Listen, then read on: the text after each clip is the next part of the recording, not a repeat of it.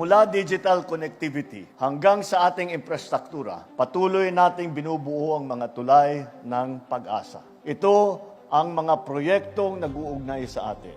Ito ang bagong Pilipinas na sabay-sabay nating tinatahak. Sama-sama po tayo sa paglalakbay na ito.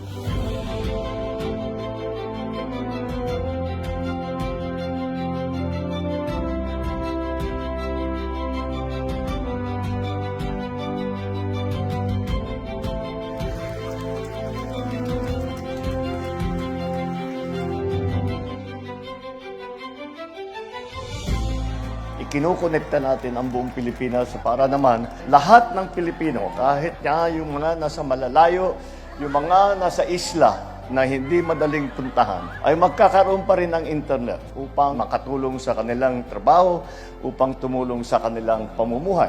Pinakapangako ko, bawat Pilipino ay may access sa kaalaman at sa mga oportunidad.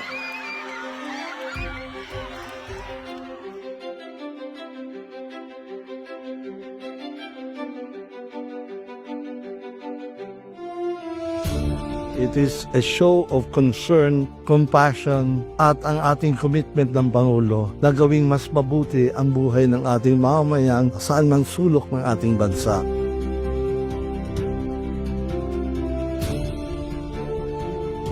Ito ay malaking tulong sa aming mga kababayan, lalong-lalo na sa oras ng pangangailangan. At naniniwala ako na sa pamamagitan nito ay mas makapagbigay tayo ng mas magandang serbisyong medikal sa ating mga kababayan.